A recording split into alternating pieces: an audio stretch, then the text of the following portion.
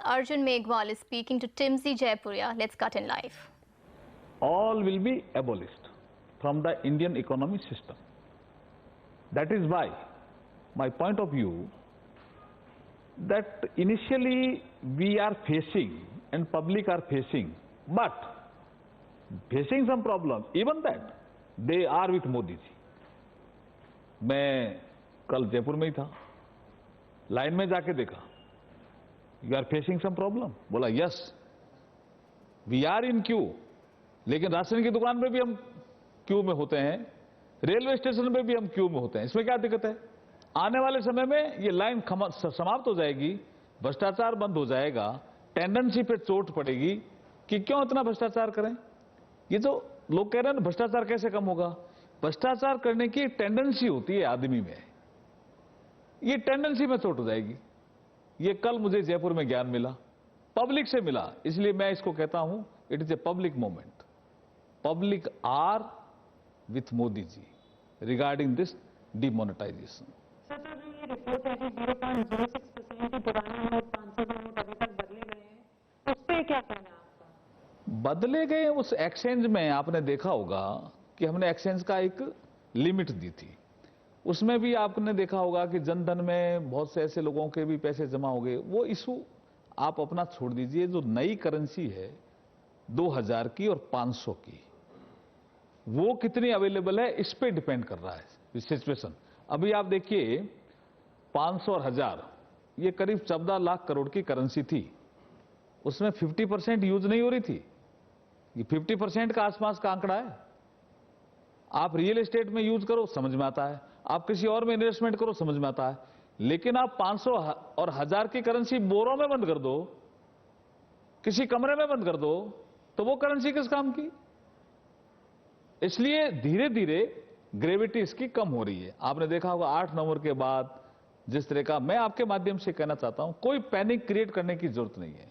धीरे धीरे ये देश कैशलेस सोसाइटी की ओर आगे बढ़ गया है। कुछ लोग ऐसा कहते हैं कि शायद जीडीपी इसमें बढ़ेगी नहीं, जैसे हमारे पूर्व प्रधानमंत्री मनमोहन सिंह जी राज्यसभा में बोलते हुए कह रहे थे, बोला ये ऑर्गेनाइज लूट है, इन्हें लीगल फेम। अब वो जो पूर्व प्रधानमंत्री जी ये कहना भूल गए कि मेरे पीरियड में ऑर्गेनाइज लूट हुई थी, 2G उनके पीरियड में हुआ, कोयला घोटाला उनके पीरियड में हुआ, कॉमनवेल्थ गेम, ये थी ऑर्गेनाइज लूट। तो अब तो पब्लिक साथ हो गए मोदी जी के कि हम इनिशियली तकलीफ देख लेंगे, लेकिन अगर इस देश से भ्रष्टाचार निकलता है, इस देश से फेक करेंसी निकलती है, इस देश से करप्शन कम होता है, इस देश से आतंकवाद को जो फंडिंग होती है वो कम होती है, दवाइयों की तस्करी कम होती है, हथियारों की तस्करी कम होती है, तो ये हम 5-7 दिनों के ये जो थोड़ी तकलीफ है ये हम झेल लेंगे, ये पब्लिक कह रही है। तो now it is a public moment. तो सर, कैश सप्लाई कब तक नॉर्मल हो जाएगा? देखिए, आप देख रहे होंगे कि ग्रेविटी को हम धीरे धीरे कम कर रहे हैं। अर्बन एरियाज में काफी कंट्रोल में है सिचुएशन। रूरल एरिया में हमारे पास 4-5 ऐसे इंस्ट्रूमेंट हैं जिससे हम काम कर रहे हैं। Urban cooperative bank, central cooperative bank, RRBs, banking correspondent, post office, ये सब हमारे पास इंफ्रास्ट्रक्चर अवेलेबल है। उसके थ्रू हम, अब क्या है कि जैसे कोई चेस्ट ब्रांच है, रूरल एरिया में समय पे चेस्ट नहीं पहुंचा होगा, या कोई एटीएम है उसमें थोड़ा एक बार डाला 2 घंटे बाद कम हो गया, ये इनिशियली कुछ आपको ऐसा लगेगा, लेकिन धीरे धीरे चीजें बहुत ठीक हो रही है, लगातार कैश की सप्लाई हो रही है, चीजें नॉर्मल होती जा रही है, और इधर तो कैश भी पहुंच रहा है और इधर कैशलेस सोसाइटी की ओर लोग बढ़ रहे हैं। आपने देखा होगा कि आज एसबीआई वाले कह रहे थे कि हमारे तो 300% बढ़ गया मोबाइल बैंकिंग का काम। सर, एक ये भी बात है कि आरबीआई में जो प्रिंटिंग इंक है उसमें बहुत कमी है, there is a lot of supply crunch. वो प्रिंटिंग इंक के न्यू टेंडर्स अभी निकल रहे हैं, ऐसा क्यों है? ऐसा पहले क्यों नहीं करा गया? और इंक की सप्लाई कम होगी तो ऐसा जरूरी है कि ऑब्वियसली प्रिंट ही नहीं हो पाएगा जब तक इंक नहीं होगा। उस पर क्या सरकार कर? करेंसी को प्रिंट करने का प्रोसीजर है, पहले स्याही, कागज, फिर उसकी साइज, फिर उसमें सिक्योरिटी फीचर, ये सब देखे जाते हैं। स्याही भी अवेलेबल है, लेकिन ये आपको पता है ये सब बाहर से भी तो आते थे ना पहले। ये तो मोदी जी पहली बार सोच रहे हैं कि मेक इन इंडिया प्रोग्राम में क्या हम यहाँ शाही और कागज नहीं बना सकते? ये कंसेप्ट भी तो मेक इन इंडिया प्रोग्राम का है। और अब तक देश आजाद हुए तो 70 साल हो गए, अब तक बाहर से क्यों मंगाते आ रहे हैं? जो विरोध कर रहे हैं, शासन में नहीं थे क्या वो? उनको पता नहीं था क्या? मेक इन इंडिया प्रोग्राम में हम सब इस चीज को इंडिजिनियस करने की कोशिश कर रहे हैं। फिर भी आपने जैसा बताया कि हमारे यहाँ जितने भी प्रिंटिंग के संस्थान हैं उन सबको हमने एक्टिव कर लिया है। आरबीआई का कल आपने एक स्टेटमेंट देखा होगा कि 40-50 हजार लोग इस सिस्टम से जुड़े हुए हैं। सिक्योरिटी भी इसमें जुड़ी हुई है, एटीएम तक पहुंचाते हैं, और उसके बाद लोग कह रहे हैं ठीक है, चीजें ठीक हो रही है। धीरे धीरे चीजें निश्चित रूप से ठीक हो रही है। एक चीज मैं जरूर कहना चाहूंगा, लोगों ने इस प्रोग्राम को क्यों अपनाया? उनको लगा कि पहली बार ऐसा कोई देश का प्रधानमंत्री आया है जिसने इस देश के गरीबों की सोची, मध्यम वर्ग की सोची, निम्न मध्यम वर्ग की सोची। सबसे ज्यादा इसमें फायदा किसी को होगा तो इन वर्गों को होगा। सर, जो टैक्स लॉज में अमेंडमेंट आज आई है, जो पार्लियामेंट में भी टेबल करी गई, वो एक बहुत ही बड़ा चेंज है टैक्स लॉज में। आपने हमेशा के लिए ही अब ब्लैक मनी की ओर जो है अपने स्टेप्स काफ़ी सिवियर कर दिए हैं, काफ़ी स्ट्रॉन्ग कर दिए हैं।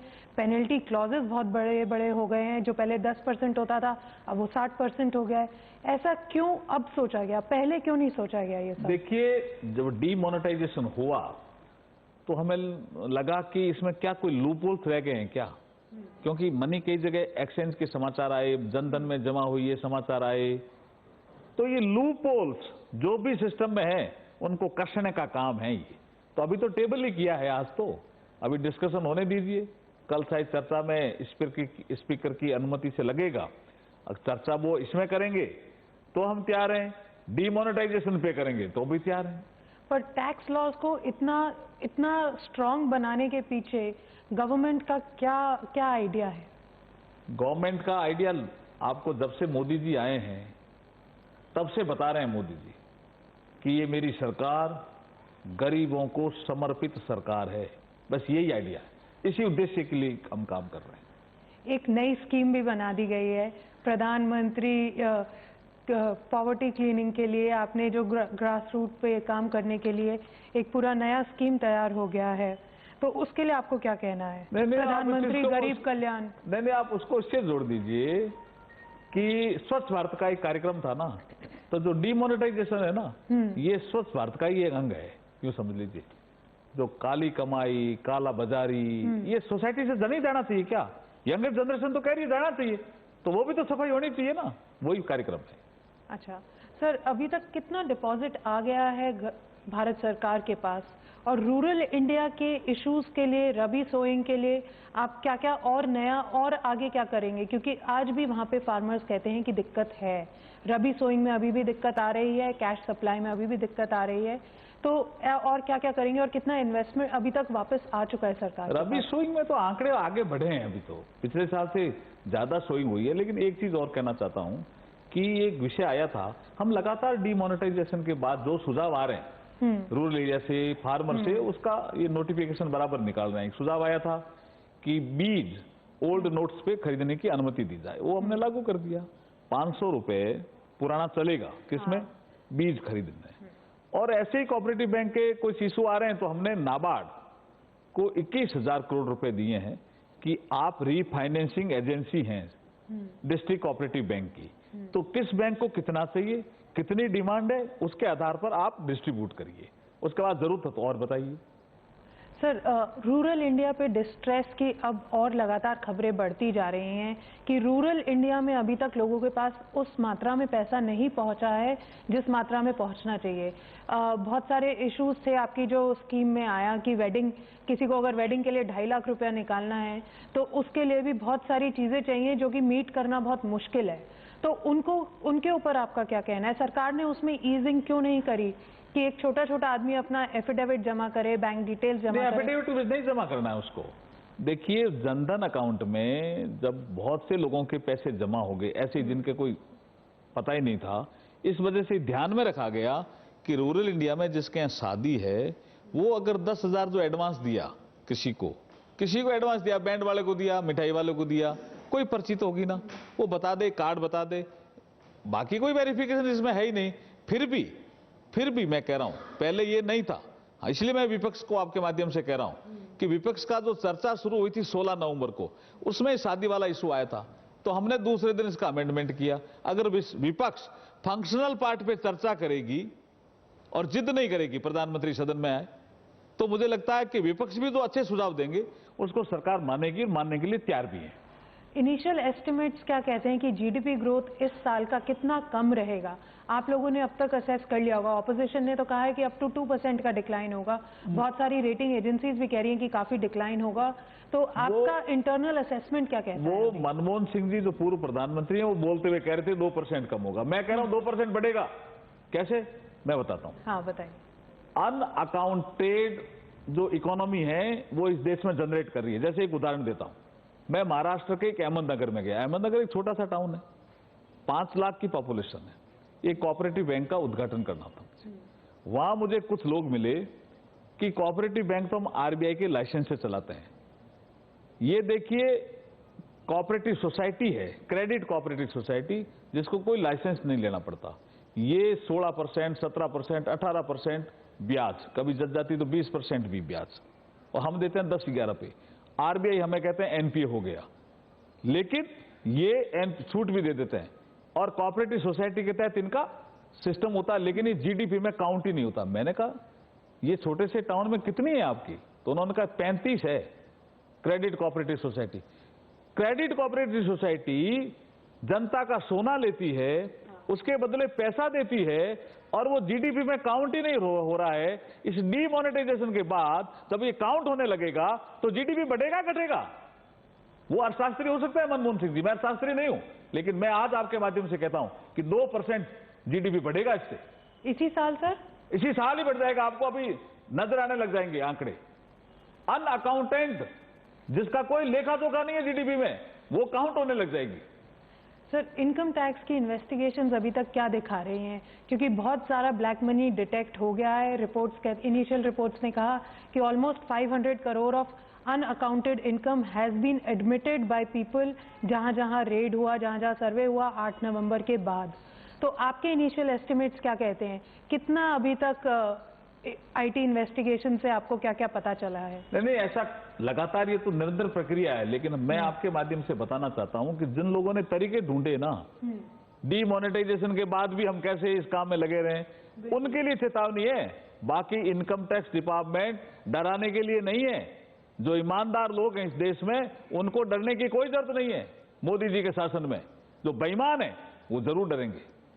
सर ऐसा भी कहा जा रहा है कि जो न्यू पेनल्टी प्रोविजंस आए, जो न्यू टैक्सेशन प्रोविजंस आए, वो 2.5 लाख की एग्जेम्पशन लिमिट के नीचे भी लागू हो सकते हैं। उस पे आपका क्या कहना है? क्योंकि 2.5 लाख की, जहां पे लोगों की आईडी इकट्ठी करके, जैसे एक आदमी ने 100 आईडी इकट्ठी कर ली और आईडी इकट्ठी करके पैसे जमा कराए, और उसको जानकारी इनकम टैक्स डिपार्टमेंट को मिलती है, तो कार्रवाई तो होनी चाहिए ना उसके। इसके अलावा किसी पे कार्रवाई नहीं होगी। सर लगातार पीएम मोदी ये कहे जा रहे हैं और आपकी सरकार भी ये कह रही है कि ब्लैक मनी पे अभी तो ये शुरुआत है, आगे और मेजर्स आएंगे। तो आगे के मेजर्स में सबसे बड़ा एक जो पॉसिबिलिटी जो लोगों को लग रहा है वो है बेनामी प्रॉपर्टी का, कि बेनामी प्रॉपर्टी पे होगा नेक्स्ट एक्शन। सर ऐसे क्या एक्शंस हैं और क्या एग्जैक्टली है सरकार के दिमाग में? थोड़ा सा अगर उस पर आइडिया दें तो। देखिए, जितने भी पहलू हैं ब्लैक मनी से जुड़े हुए, सब पे चोट होगी। 8 तारीख को डीमोनेटाइजेशन हुआ जी, कुछ सराफे की बाजारें, दुकानें लंबे रात तक खुली, लेकिन पैन कार्ड से उनका ट्रांजैक्शन हुआ। सीसीटीवी कैमरे में भी आ रहे हैं, तो वो भी एक विषय है। और दूसरा विषय बेनामी प्रॉपर्टीज का है। इसका हम एक्ट भी लिया है, पार्लियामेंट ने उसको पास भी कर दिया। तो कोई आदमी जिसके 2-3 मकान हैं और अपने नौकर के नाम भी, अपने ड्राइवर के नाम भी, अपने खेत में काम करने वाले फार्मर के नाम भी अगर मकान ले रखे हैं और वो कह रहा मुझे पता ही नहीं है, तो ऐसी प्रॉपर्टी पे तो कार्रवाई होनी चाहिए ना। वही विषय और कोई विषय नहीं है। क्या कार्रवाई होगी एग्जैक्टली? कार्रवाई आपके एक्ट में लिखी हुई है, जो टैक्सेशन लॉ है उसके अनुसार कार्रवाई होगी। सर एक चीज और, ये अभी एक रीसेंट रिपोर्ट आया था संडे गार्डियन का कि पीएम मोदी को जो है अफसरों ने मिसगाइड करा, और उसके बाद जब पीएम मोदी ने लोगों की हार्डशिप देखी, लोगों की तकलीफें देखी, और जब क्वेश्चन करा सरकार से वापस ब्यूरोक्रेट से कि क्या करना चाहिए, उसके बाद स्टेप्स लाए गए, ऐसा क्यों? ये जो रिलीफ मेजर्स, जो एग्जाम्पल गार्जियन की बात कर रहे हो? आप 2014 का रिजल्ट आया था 16 मई का, आप 18 मई का गार्जियन देखिए, 18 मई 2014 का क्या कह रहा है गार्जियन कि 1947 में अंग्रेज छोड़ गए इंडिया को। लेकिन मुझे लगता है, ये गार्जियन की पहली लाइन है, मुझे लगता है कि मोदी जी के नेतृत्व में जो सरकार आई है, अब फाइनली अंग्रेजों ने अब छोड़ा है इंडिया को। उस समय उनका वो असेसमेंट था, अब क्या असेसमेंट है मैंने पढ़ा नहीं है, लेकिन गार्जियन का उस असेसमेंट के लिए उनको मैं धन्यवाद भी देता हूं कि जिन्होंने कहा कि 47 में छोड़ा होगा अंग्रेजों ने, लेकिन अंग्रेज मानसिकता जिंदा थी इंडिया में। ये 2014 मई उसके जब मोदी जी आए तो मुझे लगता है कि अंग्रेज फाइनली इंडिया से चले गए। सर वो ये कह रहे हैं कि पीएम मोदी को ब्यूरोक्रेट्स ने बाद में बताया कि ये लूपहोल्स थी, ये तकलीफें थी। कुछ नहीं थी, ये सब आपके आलोचनाओं के बिंदु हैं। बराबर काम हो रहा है। ये जो निर्णय है किसी के बताने से नहीं लिए जाते, किसी के कहने से नहीं लिए जाते। इसके लिए तो बड़ा कलेजा ही चाहिए जो मोदी जी में है। सर रिपोर्ट से भी एक और न्यूज रिपोर्ट आया है कि आरबीआई के बोर्ड में 2 प्राइवेट सेक्टर के लोग हैं, नचिकेत मूर और एन चंद्रशेखरन ऑफ टीसीएस, जिसकी वजह से जब डिसीजन हुआ ये भी इन्वॉल्व थे उसमें। और ऐसी आलोचना करी जा रही है कि जब सरकार ने ये स्टेप लिया 8 नवंबर को आरबीआई के बोर्ड के रिकमेंडेशन पे, तो आरबीआई के बोर्ड में ये 2 लोग भी शामिल थे और उन्हें इस चीज का डिमोनेटाइजेशन का पहले से पता था, जो कि सरकार का जो सीक्रेसी वाला पैक्ट है, जो सीक्रेसी का उन्होंने कहा है कि हाँ हमने सीक्रेसी मेंटेन करी है, तो उसको निग्लेक्ट करता है, उसके अगेंस्ट होता है। ऐसा क्यों है कि आरबीआई के बोर्ड में जो आरबीआई के बोर्ड का गठन कोई आज से है क्या? जब से आरबीआई बना तब से गठन है और किसी ने सीक्रेसी लीक नहीं करी, किसी को पता ही नहीं था जी। क्या बात कर रहे हो आप? मुझे तो कभी कभी ये जो अपोजिशन वालों की भाषा जब आप बोलते हो हंसी भी आती है। राहुल गांधी जी कहते हैं कि अरुण जेटली जी को पता नहीं, कहते हैं, और दूसरी तरफ वो कहते हैं कि भारतीय जनता पार्टी के कुछ अध्यक्षों को पता था। ये ऐसे कैसे होता है जी? कैसा स्टेटमेंट दे रहे हैं राहुल गांधी जी, मेरे समझ में नहीं आ रहा। उनको पता था और वित्त मंत्री जी को पता नहीं था। कैसा विरोधाभासी स्टेटमेंट दे रहे हैं? और आप लोग छाप भी रहे हो और दिखा भी रहे हो। सर सबको कोई सीक्रेसी, सब टोटल सीक्रेसी मेंटेन की गई इसमें, और तभी देश की जनता सलाम कर रही है, इस निर्णय को प्रशंसा कर रही है। सर एक चीज और बड़ी क्लियरली आज बोला जा रहा है कि आज ऑल इंडिया प्रोटेस्ट डे है, उसके प्रोटेस्ट को कम करने के लिए सरकार ने क्या करा? प्रोटेस्ट का काफी इम्पैक्ट भी दिख रहा है कई इलाकों में लोग इसके अगेंस्ट भी हैं। आप ऐसे प्रोटेस्ट के लिए क्या कहना चाहेंगे? कोई इम्पैक्ट नहीं दिखा। आप बाजार में जाके देखते ही देखिए, ये जो आक्रोश दिवस मनाया उसमें विपक्ष 2 भागों में या 3 भागों में बंट गया। ममता बनर्जी कह रही है कि ये बंद करेंगे भारत, नीतीश कुमार कह रहे हैं नहीं मैं भारत बंद के खिलाफ हूं, मैं पक्ष में हूं, जयराम रमेश बोल गए कि बंद नहीं है खाली आक्रोश है। तो यही है कि नहीं? अभी तो ये तो कोई दिशा तय कर लेगा मैं किधर जाना है, क्योंकि जब इनको लगा कि इस फैसले के साथ पब्लिक खड़ी है तो विपक्ष बंट गया। सर पीएम मोदी का हर कोई बड़ी आसानी से काफी वेट कर रहे हैं कि मोदी जी आएं और पार्लियामेंट में एड्रेस करें, पार्लियामेंट में जवाब दें। ऑपोजिशन भी चाहता था कि पीएम मोदी चर्चा तो होने दो। चर्चा होने पे प्रधानमंत्री जी निश्चित रूप से, अरुण जेटली जी ने राज्यसभा में कहा है, चर्चा ही नहीं कर रहा है विपक्ष तो तरह तरह की मांग लगा रहा है। कभी रूल 56 में आए, मोदी जी बराबर यहां बैठे, ऐसे को पार्लियामेंट। तो हम कब देखेंगे पीएम मोदी का जवाब? नहीं तो अरुण जेटली ने राज्यसभा में बोला है, चर्चा होने तो दीजिए। चर्चा होने पे मोदी जी भी निश्चित रूप से जहां आवश्यक होगा तो जवाब देंगे। सर लोगों का सिर्फ एक ही कंप्लेंट है डिमोनेटाइजेशन से, कि बैंकिंग लूपहोल्स के लिए अब सरकार उनको टाइट करने के लिए क्या करेगी जिससे कि आगे कभी ऐसे बैंकिंग लूपहोल्स ना हो। कौन सी लूपहोल? सर जैसे एटीएम में पैसे कम हैं। अरे ये निर्णय में ऐसे ही होता क्या? बता के करेंगे? एटीएम कैलिब्रेट पहले कर जाते हैं। आज आरबीआई के गवर्नर कह रहा 40-50 हजार लोग लगते हैं, उनको पता चल जाता तो हमारी स्कीम सफल हो जाती क्या?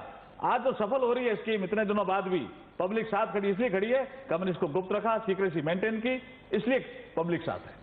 थैंक यू सो मच हमसे बात करने के लिए, और बहुत ही एक क्लियर मैसेज दिया है MOS फाइनेंस ने कि सीक्रेसी मेंटेन हुई है। PM मोदी चाहते हैं जवाब देना, ऑपोजिशन को जवाब सुनने की क्षमता होनी चाहिए, और फ्यूचर में जितना ब्लैक मनी होर्डिंग करने वाले लोग हैं उनके खिलाफ स्ट्रिक्ट एक्शन होगा, लेकिन ऑनेस्ट टैक्स पेयर हमेशा के लिए सुरक्षित है। वो चाहे जितना मर्जी पैसा जमा कराए, जितना मर्जी पैसा एक्सचेंज करे, जितना मर्जी पैसा विड्रॉ करे। हमसे बात करने के लिए शुक्रिया। धन्यवाद आपको भी। Thank you. Thank you. Thank you. Well, that was the MOS Finance Arjun Ram Meghwal speaking exclusively to CNBC TV 18.